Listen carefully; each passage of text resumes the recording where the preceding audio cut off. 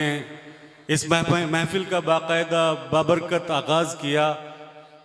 इकबाल ने कहा था कि रुख मुस्तफ़ा है वो आईना कि ऐसा दूसरा आईना, रुख मुस्तफ़ा है वो आईना कि ऐसा दूसरा आईना, न हमारी बज़्म ख़याल में न दुकान आईना साज में। इस महफिल का आगाज़ हो चुका है। मुझे याद आता है कि एक बार परसाई साहब ने लिखा था कि एक बुज़ुर्ग शायर की आखिरी सांसें चल रही थीं। डॉक्टर का हाथ उनकी नब्ज़ पर था और नब्ज़ से हाथ उठाते हुए उन्होंने बड़े दुख भरे लहजे में कहा कि भाभी जी अब इनके पास चंद लम्हे बचे हैं। ये सुनते ही बुज़ुर्ग शायर की बीवी ज़ारो कतार रोने लगी।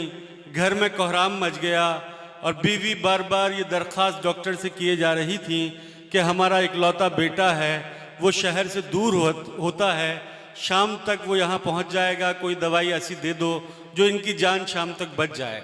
लेकिन डॉक्टर साहब ने मायूस होकर कहा कि नहीं, अब कोई दवाई इनकी ज़िंदगी बचा नहीं सकती।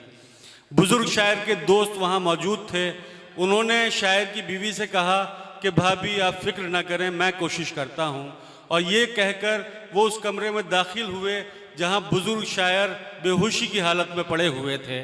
उन्होंने अंदर से दरवाज़ा बंद किया और बुज़ुर्ग शायर के कान में जाकर कहा, भाई साहब आपकी शायरी सुने हुए बहुत दिन हो गए। ये सुनते ही बुज़ुर्ग शायर ने आहिस्तगी से अपनी आंखें खोलीं और कहा कि भाई सामने अलमारी में मेरा मजमूए कलाम, मेरी डायरी रखी हुई है, ज़रा उसे उठा लाएं। दोस्त डायरी उठाकर लाया। शायर ने बड़ी कमज़ोर आवाज़ में अपने शेर सुनाने शुरू किए। वक्त गुज़रता चला गया। बाहर ये अंदाज़ा नहीं था कि अंदर क्या हो रहा है। रफ्ता रफ्ता शाम हो गई। बेटा घर लौट आया। बीवी ने खुशी के आलम में दरवाज़े पर दस्तक दी। दरवाज़ा खुला लेकिन अंदर का मंज़र बदल चुका था। दोस्त अल्लाह को प्यारे हो चुके थे। दरवाज़ा शायर साहब ने खोला। मैं आपको यकीन दिला देना चाहता हूँ कि इस स्टेज पर कोई भी शायर ऐसा मौजूद नहीं है जिससे आपको जान का खतरा हो। हमारे पास एक तवील फहरिस्त है और वो तमाम शोरा जो यहाँ मौजूद हैं वो मेरा इशारा समझ गए होंगे। आदिल रशीद साहब भी यहाँ तशरीफ़ ला चुके हैं, हम उनका इस्तकबाल करते हैं। जब कभी करता हूं टेलीफोन उस नंबर पे मैं, जब कभी करता हूं टेलीफोन उस नंबर पे मैं, तो उसे एंगेज ही पाता हूं मैं, मसरूफ़ ही पाता हूं मैं। पूछता हूं फिर मैं ये अरबाब टेलीफोन से, क्यों फ़लाँ नंबर मुझे मिलता नहीं, क्यों मेरे दिल का कमल खिलता नहीं। उस तरफ से फिर ये मिलता है जवाब, ये तो नंबर आप ही का है जनाब। दूसरों से बात बेशक कीजिए, खुद से मिलने की ना कोशिश कीजिए।